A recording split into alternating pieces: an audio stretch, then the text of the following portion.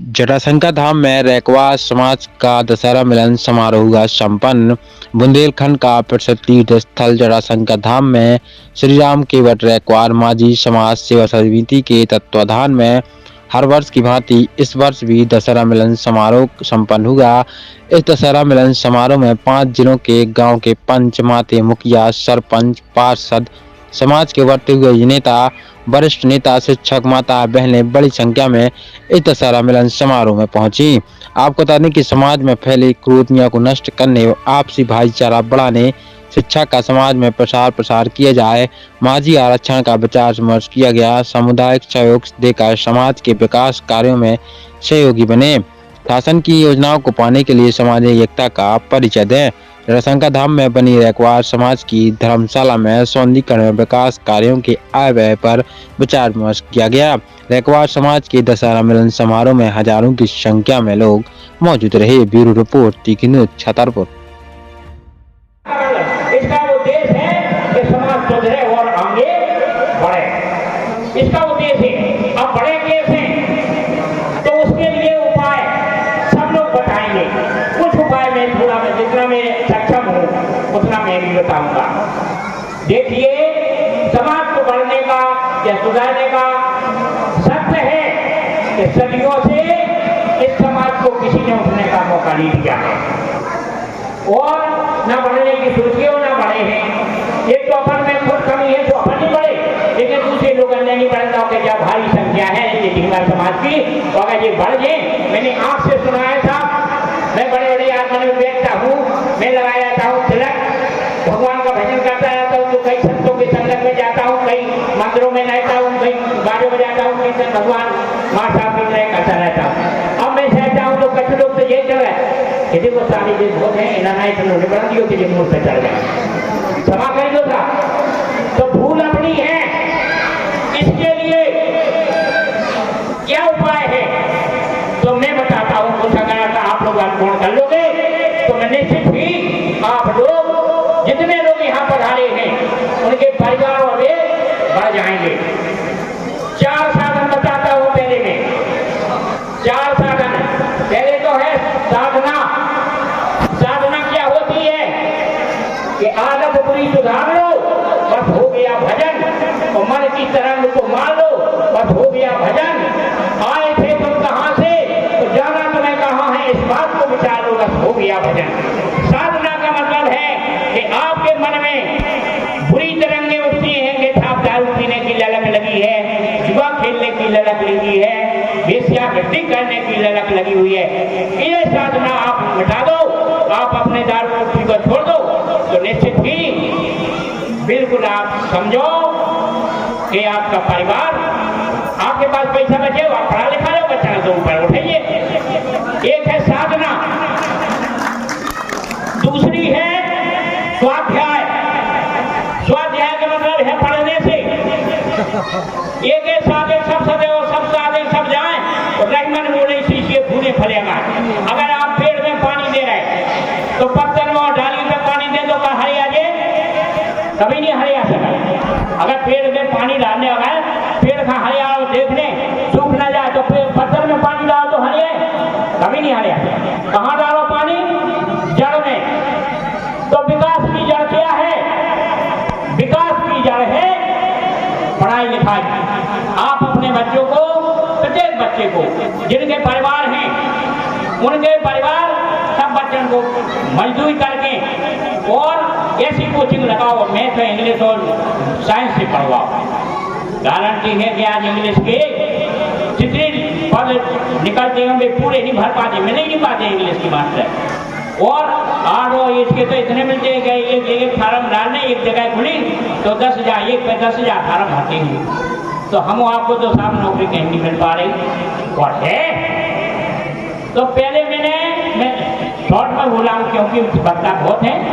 और तो कहने का मतलब है कि साधना और स्वाध्याय है संयम। संयम बढ़ दो, उत्तेजना नहीं ले आओ जल्दी के जल्दी में। आप बिना निर्णय के ही और किसी से लड़ झगड़ जाओ, आपस में नहीं झगड़ो, आपस में देखो। कुछ समाजों की एक प्रवृत्ति है कि छूट डालो और शासन करो। समाज में हर जगह बड़े बड़े आदमी एक पार्टी दो पार्टी बनवा, तालाबों में दो पार्टी समाज में तीन पार्टी बनवा, वो उसके पक्ष का है, वो उसके पक्ष का है, और सब वो 2 जने लड़ रहे और 30 जने खा रहे। इसलिए हम वहां बढ़ नहीं पा रहे, मुख तो जड़ है नहीं।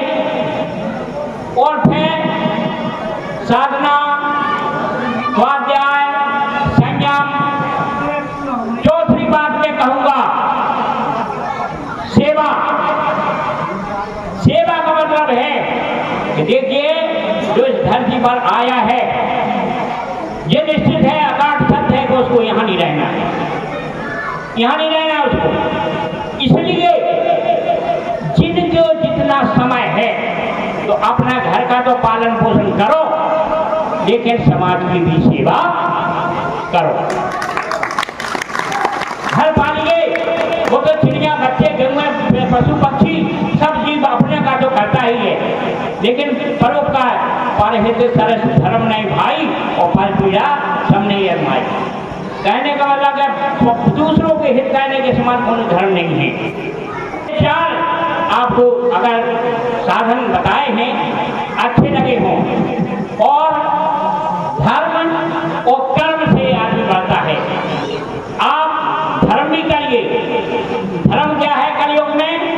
कलयुग केवल नाम आधार समान आप योग जग, कलयुग योग जग न ज्ञाना एक आधार नाम गुण गाना। कलयुग में योग जग कुछ नहीं करो, केवल एक भगवान का गुणगान करो, भगवान का नाम ले उठते बैठते, जो नहीं कि आप नहा रहे कभी चलते उठते बैठते, तो ये तो हो गया धर्म। और कर्म, कर्म जो हमने विनती करी के देखो, हमने आज केरपुरा में बोल रहे थे साहब प्रण करते हैं बहुत क्षेत्र में अपनी समाज के, तो मैंने कहा देखिए भाई धर्म तो करते हैं हम, लेकिन कर्म ही सुधारो, कर्म सुधारो। कर्म का मतलब जो नहीं है कि आप मछली कर बुरा कर्म है, मछली पकड़िए खाइए, लेकिन कर्म ऐसे करो कि अपने बच्चों का पियाओ खिलाओ। आप पिएंगे, अगर आप लोग खाओ पियोगे तो निश्चित ही आपके बच्चे जैसे आप करोगे वैसा होंगे। तो हमारा सभी माध्यमों से हमारा विनम्र प्रार्थना है कि धर्म, और धर्म के 4 लक्षण होते हैं, आपको बताएं कौन होता है? कि पहला तो होता है सत्य, साँच बराबर तपनी वो झूठ बराबर पाप हो जाके हृदय सांचे ताके हृदय। आप भगवान किनके हृदय में रहते हैं? जिनके कपट दम नहीं माया तिनके हृदय बसाए रघुराया। इसलिए कोशिश ये करिए कि आप सत्य बोलिए। कलयुग में सत्य बोलना बहुत कठिन है, परेशानी है, फिर भी विजय उसी सत्य की होती है। सत्य परेशान होता है लेकिन परास्त नहीं होता है। फिर है दया, जीव मात्र पर दया करिए। धर्म के 4 लक्षण बता रहा हूं मैं, सत्य, दया, और तीसरा है दान। कोशिश हो सके तो परिवार के अलावा, भरण पोषण के अलावा, पढ़ाई लिखाई के अलावा, तो ऐसी जगह दान करो जैसे जो समाज के जो भंडारा हो रहा है, धर्मशाला बन रही है जिसका उपयोग हजारों लाखों आदमियों को मिला। तो तीसरा कौन जड़ है धर्म का? दान। जहां दान दें, दान अच्छा दान। दान कितने होते हैं? दान ये नहीं कि आप पैसा पंडित जी को दे दो केवल, नहीं साहब, गरीब आदमी को खिलाओ, भूखे को रोटी खिलाओ, अपाहिज को दो, अपने गरीब भाई को उठाओ, गरीब की मदद करो, कन्या के ब्याह में सहायता करो, ये सब आपके लिए दान।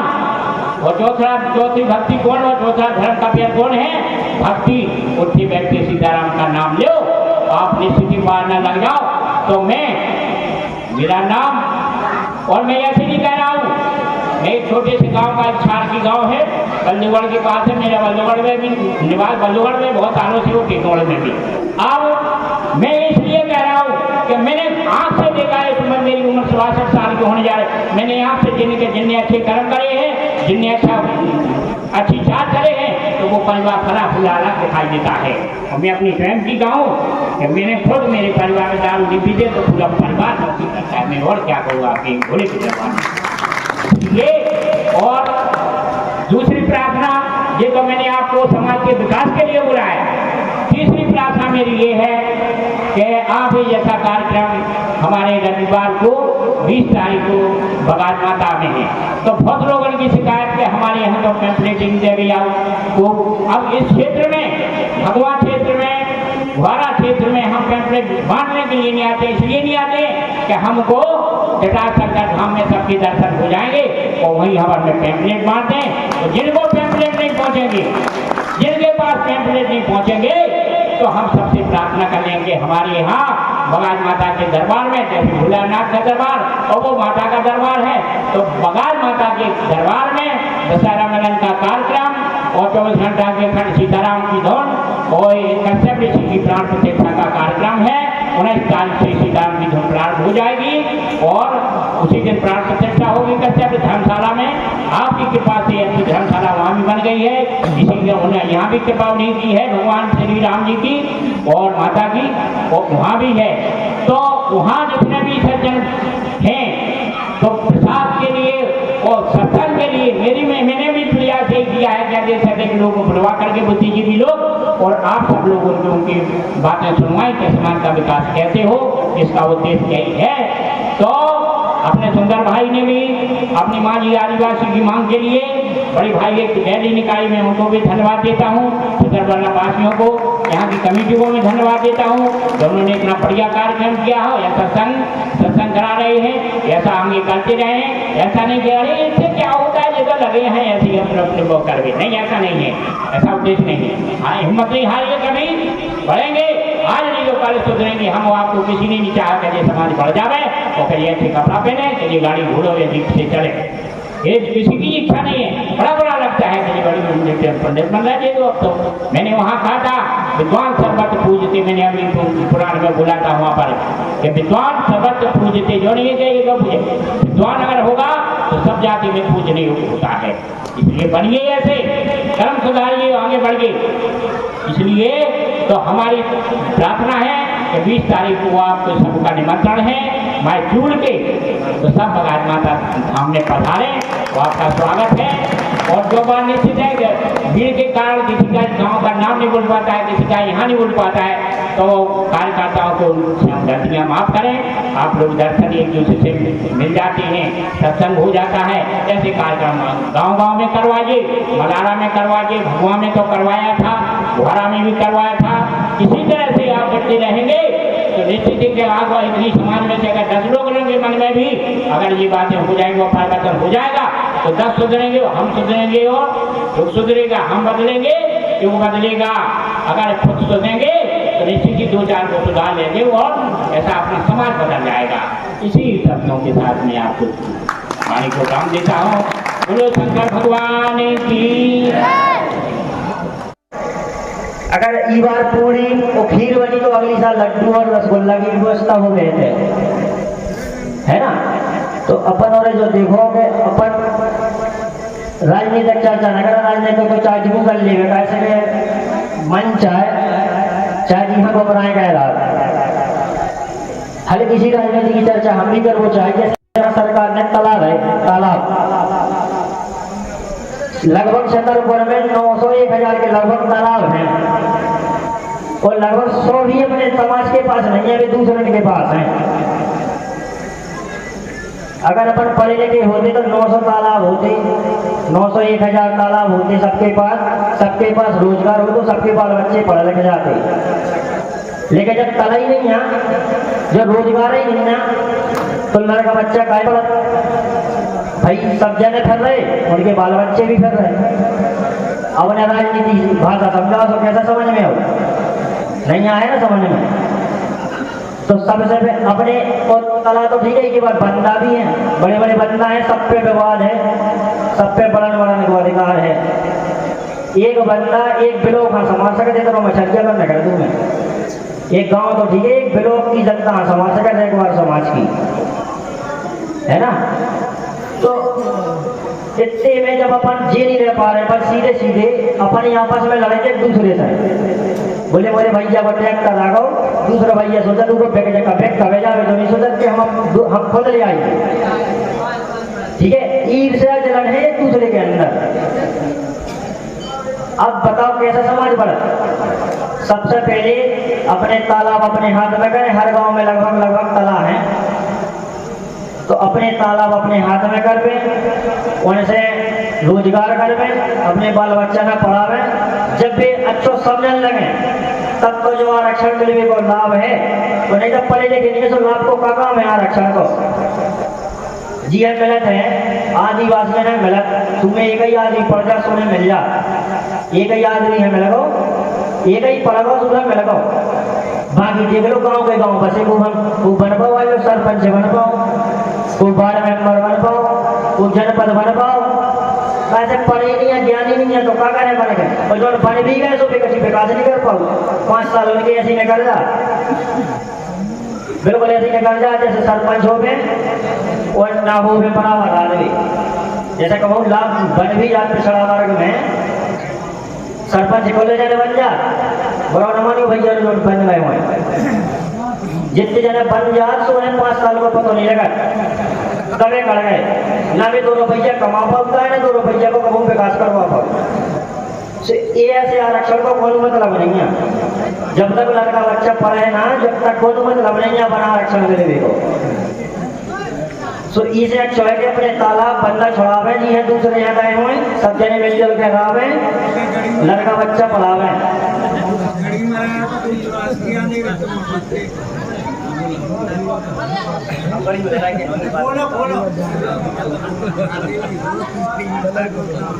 वो हम एक जगह की बात नहीं बता रहे, पूरे जिला की, पूरे प्रदेश की, पूरे भारत की बात बता रहे।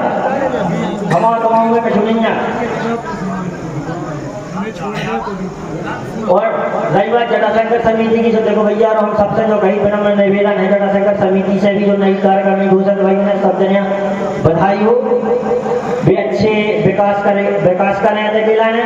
जैसे कि पुरानी लिस्ट उठाई हमने तो कई पन्ना फट गए होंगे, तो अब कई बार नई समिति जो है पूरी ऑनलाइन करवा देवे, कंप्यूटर पे चढ़वा देवे, उनके नाम व्हाट्सएप नंबर के ग्रुप बना देवे, और जैसे कम प्रचार हो पाऊ तो ग्रुप के माध्यम से भी बहुत ज़्यादा प्रचार हो जाए। जैसे कई जगह के आओ अब उन्हें नई जानकारी मिल पाऊ, नई पत्र पहुँच पाऊ, तो भी व्हाट्सएप के माध्यम से भी देख ले हैं। और अभी लगभग 300 साढ़े 300 सदस्यों की सूची देखी हमने, तो जो मन में तो भाव के इतने बड़े जिला में 300 सदस्य बढ़ पाए थे। यहाँ सदस्य न बढ़ावे को भी काम जिला अध्यक्ष समिति अध्यक्ष देखें भाई, हम तो कहीं के चाहे एक ब्लॉक अध्यक्ष और बना दो, अपने लेटर पेड जारी करके सुबह भी अपने में काम में लग जाए, हर ब्लॉक में बात जान लगे। कई जगह से शिकायत आऊगी कि हमें तो जानकारी नहीं है कि जटाशंकर में हो चुका है, तो भाई उन्हें भी पता लगे इतने की पंजी जो बने रसीद कट्टा बने तन को बिल्कुल रजिस्टर्ड बनवे, जिसमें बहुत धांधली बीच में ना हो पावे, जो नाय माए से पैसा आवे उन्हें भी विकास खिलाने लगे, धर्मशाला के विकास खिलाने लगे।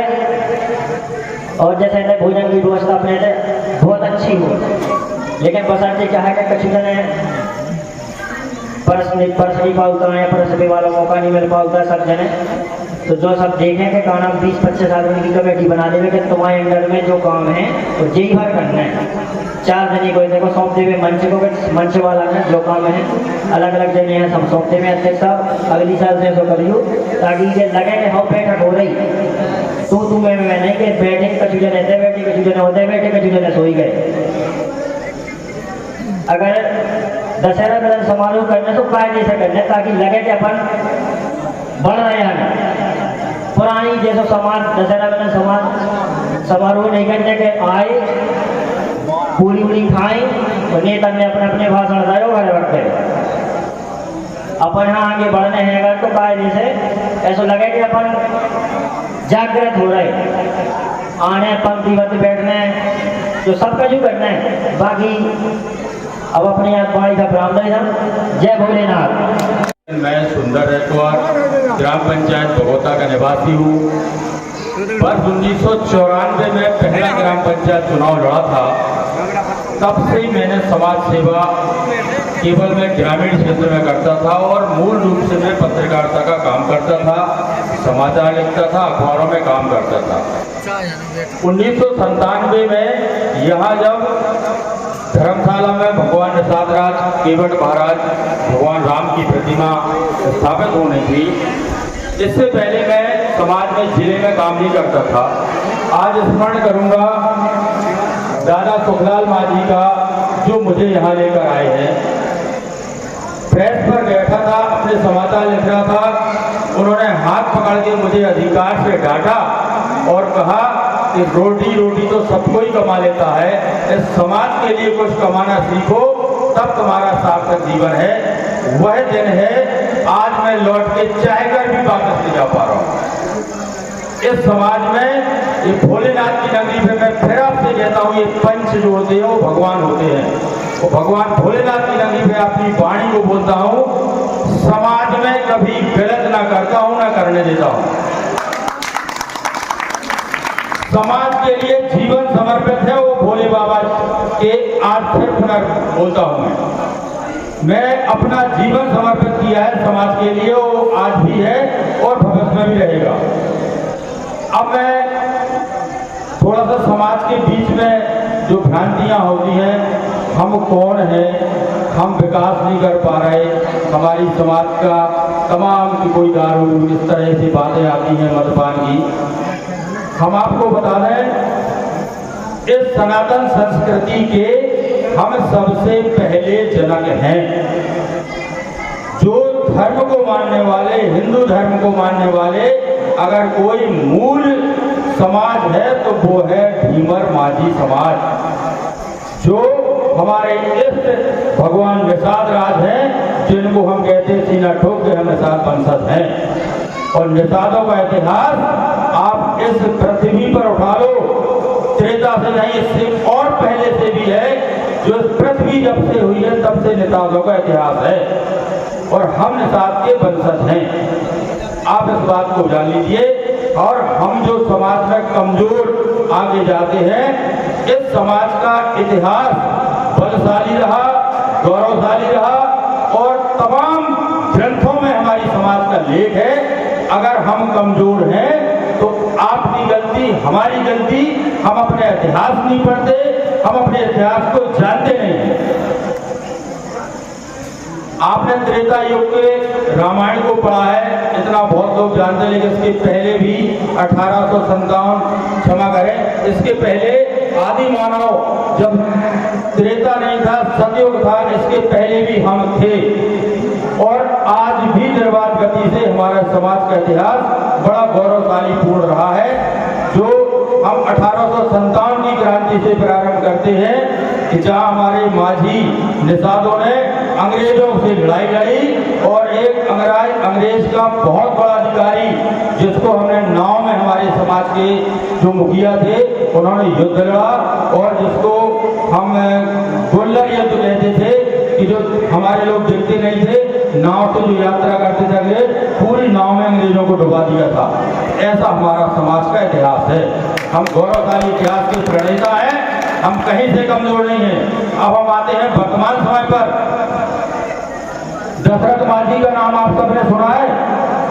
सुना है आप लोगों ने? नहीं सुना तो हम बता देते हैं। दशरथ माझी बिहार प्रांत के हमारे समाज के व्यक्ति थे। अभी उनका 8 साल पहले निधन हुआ है।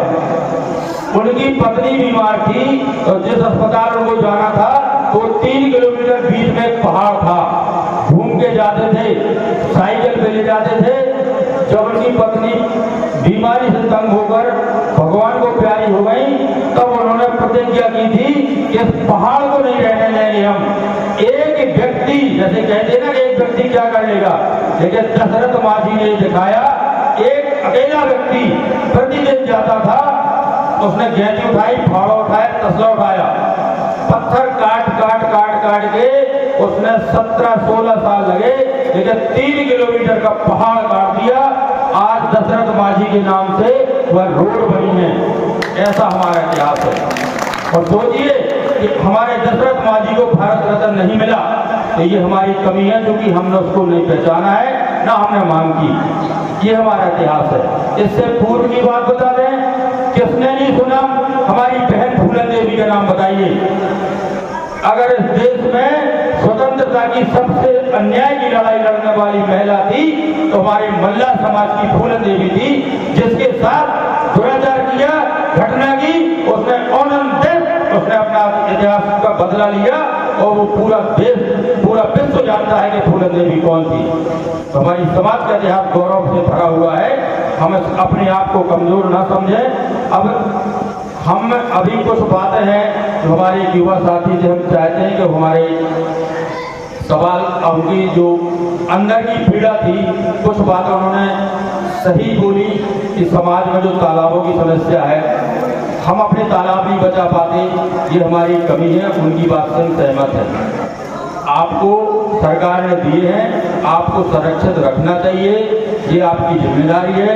लेकिन हम आप क्या करते हैं कि अपने भाई को भाई ना मानते हुए गैर को मानते हैं, और वही कारण है कि हमारी समाज में विखंडता हो गई।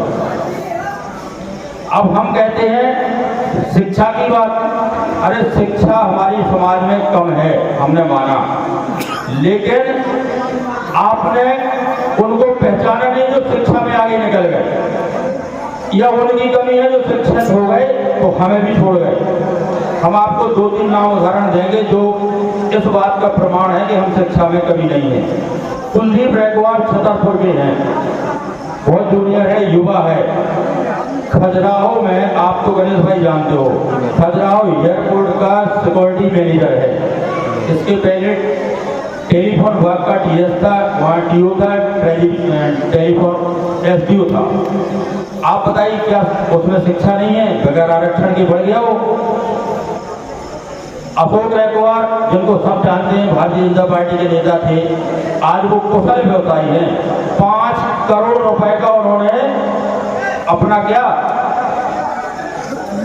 क्या बोलते उसको, एक बार खरीदा है, बार कितने का? 5 करोड़ का।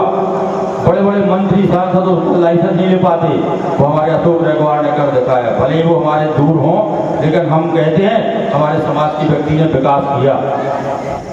अब आ जाओ आप शिक्षा की बात, और कितने बच्चे हमारे समाज में इंजीनियर हैं। अब जो बोल के चले जाते हैं कि बच्चे पढ़े लिखे नहीं हैं, मैं उंगलियों पे बताता हूँ, मेरे खुद 2-3 बेटे हैं। एक बेटे ने MBA किया है, अभी व्यवसाय कर रहा है। एक बेटा इंजीनियर है जो जल निगम में लगा है। तीसरा बेटा हमारा ITI की तैयारी करके रेलवे में जा रहा है। कैसे नहीं पढ़ते हमारे बच्चे? हमें आरक्षण की आवश्यकता है, और आरक्षण हमारा किसी का हम ऐसा नहीं मानते। आरक्षण हमारा संविधान में हमें लिखित में दिया हुआ है। अब कैसे दिया हुआ है हम आपको विस्तार से बता दें। आप क्या, कोई बताएगा मध्य प्रदेश कब बना है? मध्य प्रदेश का गठन हुआ 1956 में। 1950 तक हम विंध्य प्रदेश के थे। मध्य प्रदेश 4 भागों में बटा था। विंध्य प्रदेश की राजधानी रीवा थी, और विंध्य प्रदेश में छतरपुर, पन्ना, टीकमगढ़, दतिया, सीधी, शहडोल, 8 जिले थे। इन 8 जिलों में हमें माझी के समान भीमर, भोई, केवट कहा नहीं। माझी के साथ भोई, भीमर, केवट, मल्ला, इन 4 जातियों को माझी के समान अनुसूचित जनजाति मतलब ST का आरक्षण दिया हुआ था। किसने दिया था? यहाँ के जो राज्यपाल थे, उन्होंने भारत सरकार के पत्र पर लिखा। 49 में पत्र लिखा था भारत सरकार ने। उन्होंने कहा कि मध्य प्रदेश में विलय होना है। आप बताइए क्या स्थिति है? उस समय केवल हरिजन, अनुसूचित जाति, अनुसूचित जनजाति, केवल 2 समुदाय थे। तो अनुसूचित जनजाति का जो समुदाय था, उसमें आप पढ़िए, जिनने दस्तावेज पढ़े वो बात करेंगे। 1950 के आदेश में लिखा है कि माझी के साथ भोई, भीमर, केवट कहा है, वो अनुसूचित जनजाति की श्रेणी क्रमांक 8 पर दर्ज हैं। आप बताइए क्या प्रमाण चाहिए? राज्यपाल से बड़ा कोई होता है? भारत सरकार में हमारी बात गई, वहाँ गजट में प्रकाशन हुआ, हम 76 तक रहे। उसके बाद 76 में पूरे मध्य प्रदेश ने माना कि नहीं, माझी अकेले बुंदेलखंड मध्य प्रदेश में नहीं है, ये तो पूरे मध्य प्रदेश में है। तब हमारे पूरे मध्य प्रदेश में मान हुआ। अब बुंदेलखंड में चूंकि हमारी शिक्षा की कमी थी, हम मानते हैं, तो हमारे लोगों के कम प्रमाण पत्र बने, और जो जागरूक थे भोपाल, ग्वालियर, जबलपुर, वहाँ ज़्यादा बन गए, तो लोग नौकरी कर रहे। अब जिनने नौकरी कर ली माझी के सर्टिफिकेट पर, उनसे पूछो कि वो कहाँ पहुँच गए। हमारे यहाँ है प्रदीप माझी जी, उनके दोनों बेटे रेलवे में इंजीनियर हैं, बेटा और बेटी। उनके बड़े भाई सेक्शन ऑफिसर रहे हैं दूतावास में, विदेश मंत्रालय में। तमाम लोग हैं जिन्होंने आरक्षण का लाभ लिया और आगे बढ़ गए। तो ये हम कोई खैरात नहीं मांग रहे सरकार से, ये हमारा संविधान में लिखित आदेश है, वो हम मांग रहे हैं। और उसके लिए तमाम हमारी जो समितियां थी, संघर्ष किया, लोगों ने अपने अपने तरीके से काम किया, उसका फल ये है आज हम उसको जानने लगे। अभी हमारे किसी भाई ने हाथ उठवाया था कि माझी के बारे में कितने लोग जानते हैं, बहुत लोगों ने हाथ उठाया। सच कहते हूँ, बहुत मुझे आनंद हुआ इस बात का, बहुत खुशी है कि कम से कम हम इतने वर्षों से लगे आज आप माझी की परिभाषा को जानने लगे हैं। हम माझी नहीं बन रहे, हम माझी के समकक्ष हैं। हम ढीमर के ढीमर ही रहेंगे, लेकिन हमें ढीमर में ही आदिवासी का दर्जा दिया जाएगा। ये भारत सरकार का लिखित है और तमाम हमने प्रयास किए। अभी हम पहले इस पर बोल रहे हैं, जो इसके पहले मुख्यमंत्री शिवराज जी थे, सबसे पहला काम उमा भारती ने किया था। भारत सरकार को हमारा पत्र भेजा कि ये गरीब समाज है, इनको माझी के समान अनुसूचित जनजाति का दर्जा दिया जाए।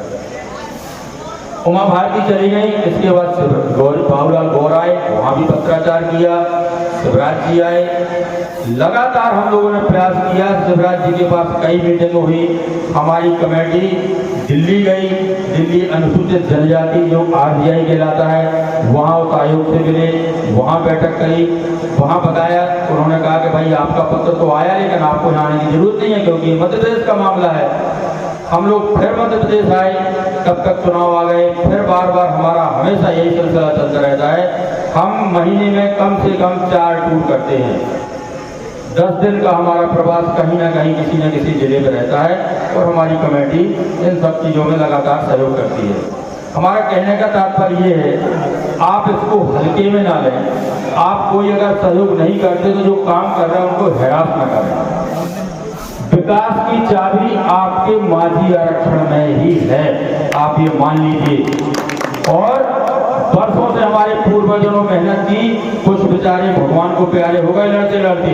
अभी एक हमारे समाज सेवक है सीहोर के, वो बेड रेस्ट में है 8 साल से। दिग्विजय सिंह सरकार में उन पर लाठीचार्ज हुआ था आंदोलन करते समय, उनकी रीढ़ की हड्डी टूट गई। कुछ दिन चले, लेकिन आज कम से कम 8-10 साल से लगातार बेड रेस्ट में भगवान को सुमर रहे। ऐसा संघर्ष किया कि जिनने डंडे खाए, अपने बच्चों को खोया, खुद खोया, क्या हम उनका समर्पण भूल जाएं? ये हमारी नैतिकता है नहीं ना। इसलिए हम उनको याद करना, उनके संघर्ष को हमें याद रखना है। अब हम प्रकाश डालने के हुआ क्या है। माझी जनजाति संयुक्त संघर्ष समिति का जो प्रयास है, अभी हमारे डॉक्टर साहब ने बताया टी कमर वालों ने, वास्तव में हमारी जो कमेटी के जितने आज हम 47 जिलों में पहुंच गए, 47-48 जिलों में एक व्हाट्सएप की सूचना डालने पर 44 जिलों के 5-5 प्रतिनिधि भोपाल पहुंच गए थे। 44 जिलों के, सोचिए आप, काम नहीं किया होता, काम नहीं होता तो 44 नहीं, आप हम तो बैठे जटाशंकर में, सबको सूचना थी यहाँ 5000 आदमी जुड़ना चाहिए। ये धाम किसी एक व्यक्ति का नहीं है और इस कमेटी की कोई गलती भी नहीं है। आपको सूचना मिली, लेकिन जिनको नहीं आना है वो बहाने करेंगे। हम तो कह रहे हैं ये हमारा दायित्व था ना, हमें सूचना मिल गई, हम 100 लोगों को सूचना देते कि भैया जटाशंकर चल रहा है।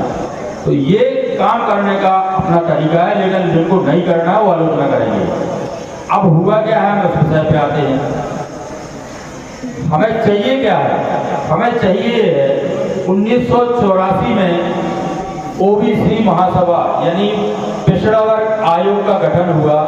रामजी महाजन कांग्रेस के नेता थे, तो उनके नाम पर उन्होंने गठन किया और जितने समाजें छूट गई थी उन सबको उसमें डाल दिया, हमारी माझी को भी उसमें डाल दिया। तो हमारे जो प्रमाण पत्र बनते थे वो भी बंद हो गए। फिर वो न्यायालय गए, सरकार के पास गए, तो माझी को तो हटा दिया उन्होंने, भीमर भोई केवट को नहीं हटाया। बस ये मांग हमारी अंतिम चल रही है कि आप हमें पिछड़ा वर्ग सूची से हटा दीजिए और हम ऑटोमेटिक 29 नंबर माझी पे जुड़े हैं तो उसका हमें लाभ मिल जाएगा। उसकी हमारी अभी हाल ही में बैठक थी। पिछड़ा वर्ग आयोग के जो अध्यक्ष हैं, कैबिनेट मंत्री का दर्जा है, उनको सबको ही जानता है, बाबा रामकृष्ण घुसमरिया जी जो अध्यक्ष हैं। काउंसिल की बैठक थी, उपाध्यक्ष को यादव जी हैं, उनके सेक्रेटरी विष्णोई जी हैं, उन सबके सामने बैठक हुई और पूरी समाज वीडियो इसलिए अभी पत्र जारी नहीं किया क्योंकि समाज का मामला है। उन्होंने कहा पहले आप काम होने दीजिए, इसको प्रचार प्रसार और अखबार में बाद में देना, इसलिए कहीं ना ग्रुप में डाला है और ना सूचना दी है। लेकिन उन्होंने खुले रूप में अपने सचिव को, अपने सेक्रेटरी को, अपने अधीनस्थ कर्मचारियों को और उपाध्यक्ष के समक्ष खुले रूप में कह दिया आपको कोई काउंसिल की आवश्यकता नहीं है, मैं अध्यक्ष हूँ, मुझे अध्यक्ष की पावर है और मैं समिति के सामने घोषणा करता हूँ कि रैकवार ढीमर केवट कहार को इस सूची से विलोपित करना है। उन्होंने कहा कोई लिखित आश्वासन नहीं देता, मैं कहता हूं कि मैं मुख्यमंत्री के पास फाइल लेके जाऊंगा और आपको विलोपन की कार्रवाई कराऊंगा। ये तो प्रक्रिया संघर्ष समिति के प्रयास की है जो लगातार चल रही है। अब हम आपको थोड़े उस विषय पे ले जाएंगे जो हमारे युवा साथी ने सवाल उठाया। तालाबों पर बात उनकी सच है, हमारी एकता नहीं है और आपकी इस एकता न होने के कारण बना है पैसा एक्ट। अभी आपको हम बहुत कई रैलियों में सुना रहे हैं, आप लोगों को उस पर पूरा यकीन नहीं है कि हमें तालाब चले जाएंगे। तो अगर जिनके संबंध ना हो तो हमसे सुन लें, आप बालाघाट चलो, मंडला चलो, वहाँ कैलारा से वहाँ चलो, सिवनी चलो, इस 4-5 जिलों में आप चलिए जहाँ पैसा एक्ट के तहत आपके तालाब खड़े खड़े लूट लिए गए। खड़े खड़े आपने मछली पालन किया, बीज डाला, लेकिन आपके तालाब खड़े होकर लुटवा दिए गए। इस पैसा एक्ट में हमारा अधिकार है। तो जब हमारी समाज के लोग कलेक्टर के पास गए तो कलेक्टर ने साफ मना कर दिया कि भाई देखो पैसा एक्ट लागू है, आपको तालाब छोड़ना पड़ेगा। ये हमारे साथ अन्याय हुआ है। लेकिन हम अभी छतरपुर में इसलिए नहीं देख रहे कि हमारे साथ एक कहावत है ना कि जाको पीर न परी बीमारी, अभी हमको यहाँ आघात नहीं हो रहा, लेकिन हम आप सबको सचेत कर रहे हैं और आपसे विनम्र हाथ जोड़कर प्रार्थना कर रहे हैं, भैया इस मछली माजी की लड़ाई में अपने परिवार मत खो। हम अपनी नैतिकता का परिचय दें, हमारा खून के रिश्ते हैं, आपका भाई ही काम आएगा। आप किसी तीसरे के बहकावे में मछली के पीछे अपने परिवार मत खो। हम अपनी नैतिकता का पतन ना करें, हम अपनी मानवीय मूल्यों को समझें। हमारी धरोहर क्या है, हमारे देश की संस्कृति क्या है, हमारी बुंदेली परंपरा क्या है, हमारी जो सनातन संस्कृति, हमारी बुंदेली परंपरा, हमारे समाज का विकास, हमारे जो भारत की संस्कृति थी भाईचारा, हम आपस में एक रहें। अरे हम बटे तो नहीं, हम कटे तो नहीं, हम अपने उस जो हमारी परंपरा है उसको पुनर्जीवित रखें। अब हम बुंदेलखंडी पे भी थोड़ा सा 2 शब्द और लेंगे। देखिए हमारी जो संस्कृति है, हमारी जो सभ्यता है, हम उनको ना भूलें। हमारे घरों में जो मैर की पूजा होती है, जो हमारे कुलों की पूजा होती है, जो हमारे देवी देवताओं की पूजा होती है, उनको जरूर माने। क्योंकि हम बागेश्वर धाम में देखते हैं कि हजारों परिवार आते हैं पीड़ित प्रताड़ित, जिसमें सबसे ज्यादा रैकवार समाज होती है। कोई कहता किसी को फलाने भूत लग गए, किसी को फलाने भूत लग गए। ये सब कारण जब निचोड़ निकलता है, वो निकलता कि आप अपने कुल को नहीं पहचानते, आपको अपने कुल की पहचान नहीं है, आप भूल गए आवावेश में, भावावेश में, और आपको अपने ना तो ये पता कि हम किसकी पूजा करना, ना ये पता कि हमारे कुल गुरु कौन थे, ना ये पता कि हमारे कुल देवता कौन है। अपने पूर्वजों से समझें और उसको पुरानी परंपराओं को माने, उसको दगी अनूठी न समझे। आप शिक्षा की ओर जागृत हो, ये उस बात का हम समर्थन करते हैं। बच्चों को पढ़ाइए, बच्चों को पढ़ाइए और अपनी समाज को विकास के रास्ते पर ले जाइए। और हमारे बीच में आप सबने हमें जो मौका दिया, हम उसका बहुत बहुत हृदय से धन्यवाद करते हुए दशहरा पर्व की सभी को, क्योंकि दशहरा पर्व जो मनाया जाता है वो बुराई पर अच्छाई की जीत, असत्य पर सत्य की जीत, ऐसा पर्व होता है दशहरा। आप सभी को बुराई पर अच्छाई की जीत के लिए हम हाथ जोड़कर प्रणाम करते हुए दशहरे की शुभकामनाएं देते हैं। और धर्मशाला के निर्माण के लिए जो कुछ भी हमारी समिति कहेगी, मैं तो बार बार कहता हूँ कि मुझे जहाँ ले जाना हो, हमारे हिस्से में जो बनता हो, हम ना कभी पीछे हटे हैं और ना हटेंगे। जो सहयोग बन पड़ेगा हम दिल खोल के देंगे और हम पूरी समिति का समर्थन करते हैं और अपनी वाणी को विराम देते हुए आप सबका पुनः अभिवादन करते हैं। जय शिव शंकर भगवान की जय, केवट निषाद भगवान की जय। तो एकत्रित हो जाएं, एक साथ खड़े होके एक साथ आवाज लगाएं। और मुख्य बात यह है कि अपने लोगों में कुछ लोग ऐसे भी हैं कि वो समाज में रह करके भी समाज का ही शोषण करते हैं। इसलिए समाज भाइयों से मैं खुल के कहता हूं कि कुछ ऐसे लोगों से दूर रहे और दूर ही उनको रखना चाहिए, क्योंकि वो समाज में लेकर अपने भाई को और भाई का ही शोषण करें तो वो समाज का कैसे हुआ। मैं ये जानकारी देना चाहता हूं। हम लोग इस तरह से काम करते हैं कि हम लोगों के ऊपर आरोप लगाया जाता है। जो विरोधी लोग होते हैं वो आरोप लगाते हैं, समाज के भी है वो ही आरोप लगाते हैं कि इन लोगों को पैसा मिलता है। भाई हमको याद है कि कौन पैसा दे रहा है, कौन देता है? हम किसी भी समाज भाई को पूछते हैं कि किसी भाई को कौन पैसा देता है? कोई कार्यक्रम करने के लिए अगर हम लोग कदम आगे बढ़ाते हैं तो कहते हैं ये तो पैसे ले लेते हैं। इस तरह से समाज को जागरूक होना चाहिए और जागो। हम तो यही निवेदन करेंगे कि सब समाज जागे। और एक चीज से भी निवेदन करता हूं कि एक चीज से बिल्कुल सख्त मना रहना चाहिए कि दारू से सख्त मना है। मैं जिला में भी घोषित करता हूं कि दारू से सख्त मना है कि दारू बंद कर दीजिए, क्योंकि वो शराब है।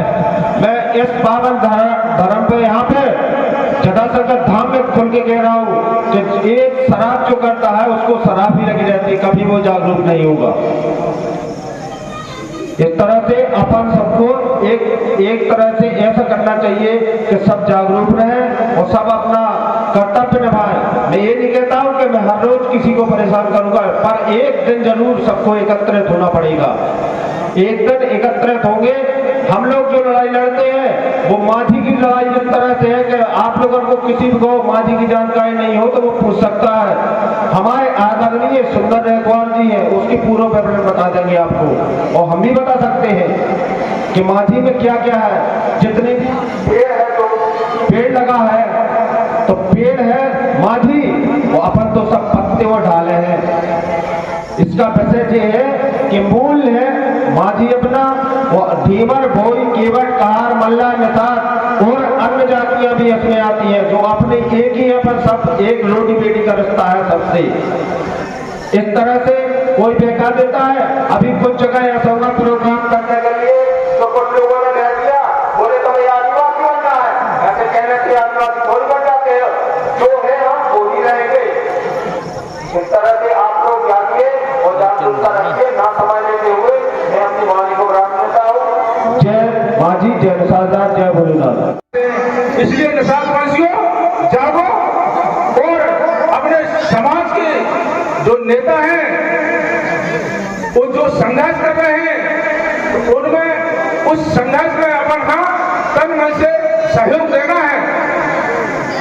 अपने जो समाज के नेता कम से कम आज 50 वर्ष से जो लड़ाई लड़ते आ रहे हैं तो उसमें अभी तक पूर्ण सफलता क्यों नहीं मिली?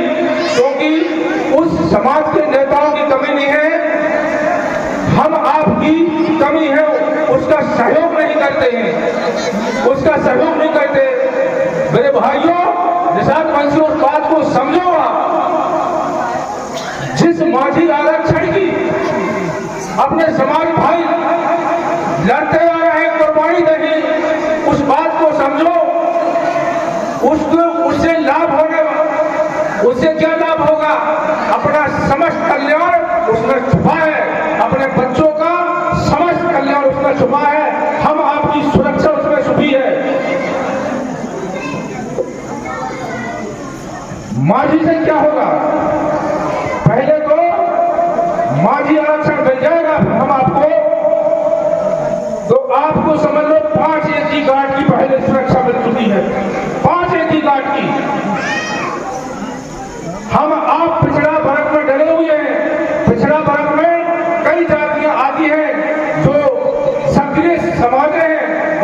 संघर्ष नहीं कर पाओगे, उसमें यादव, लोधी, कुशवाहा, भूसी ठाकुर इत्यादि समाज समाज हुए हैं, उनसे आप संघर्ष नहीं कर पाओगे। तो पहला लाभ आपको सुरक्षा मिलती है। दूसरा लाभ कि आज अपने मध्य प्रदेश में विधायक मंत्री क्यों नहीं है, उसका कारण यही है,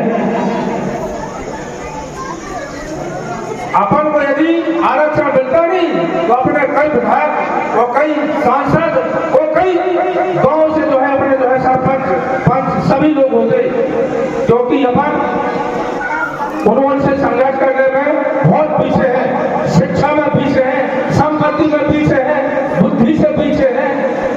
इसलिए ध्यान दो भाइयों, इस बात को समझो और उस पर अमल हो जाओ, उस पर निर्भर हो जाओ, संघर्ष करो, निश्चित ही आप लोगों को सफलता मिलेगी। अब इसके विषय में मैं कानून प्रक्रिया में नहीं जाना चाहता हूं, क्योंकि अपन से सीनियर लोग यहाँ विराजमान हैं। मैं तो उसको केवल आपको ध्यान करवा रहा हूं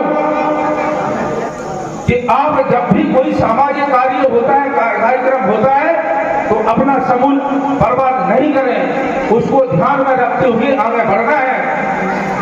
यहाँ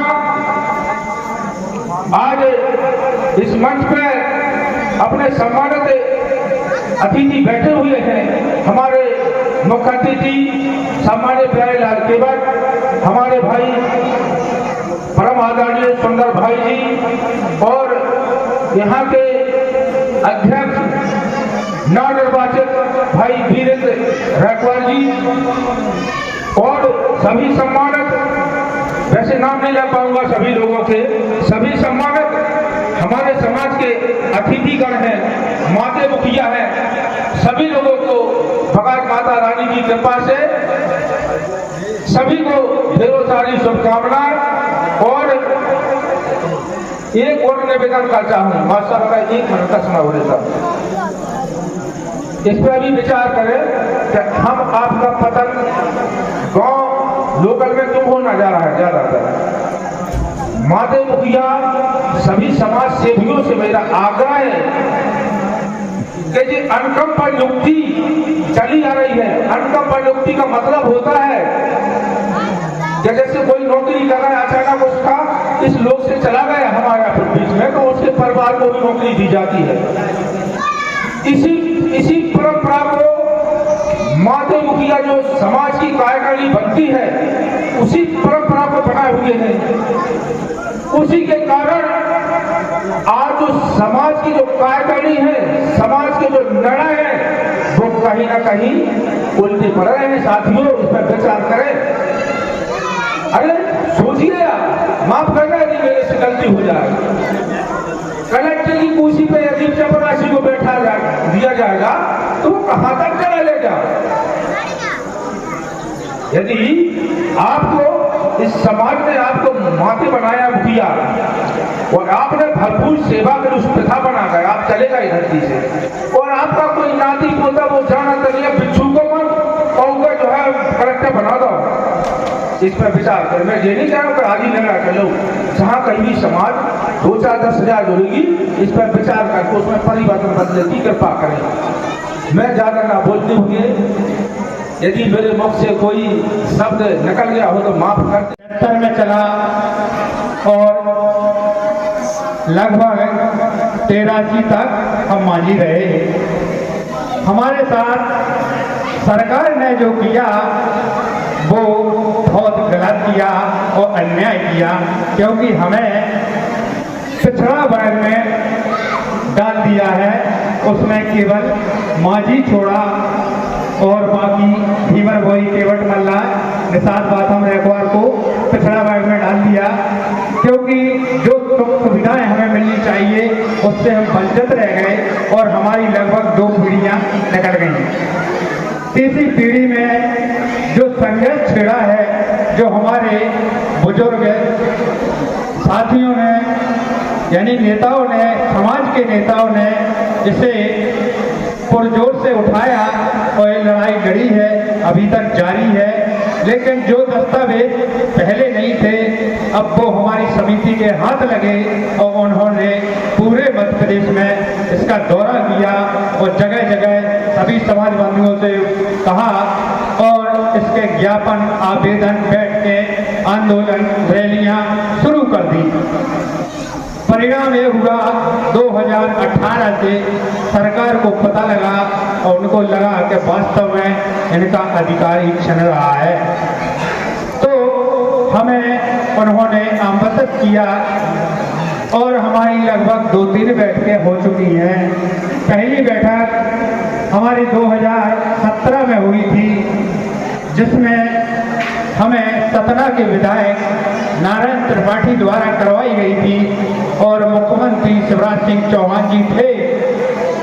उन्होंने कहा था कि आपका मुद्दा हम विधानसभा में पास करेंगे और इसे दिल्ली ले जाएंगे, पर उस समय हमारे पास इतने दस्तावेज नहीं थे, उन्होंने वो बात टाल दी। फिर वही मुद्दा फिर उठा, फिर रैली, फिर आवेदन, फिर ज्ञापन, जहाँ जहाँ मुख्यमंत्री गए उनको घेरा। तब 2022 में हमें पुनः बुलाया गया और 8 अगस्त 2023 में बैठक के दौरान जब हमारे प्रदेश के संयोजक दादा टीकाराम जी ने विस्तार से चर्चा हुई, लगभग आधे घंटे बैठक चली। उस बैठक में हमारे वर्तमान में जो मुख्यमंत्री हैं मोहन यादव जी वो भी मौजूद थे। तो उन्होंने कहा था कि 2 आदेश तो हम कल ही कर देंगे। कल ही के चक्कर में आचार संहिता लगी, चुनाव हुए, चुनाव के बाद परिणाम आए, परिणाम के बाद मुख्यमंत्री बदल गए, शिवराज सिंह केंद्र में गए और हमारे मोहन यादव जी मुख्यमंत्री बने।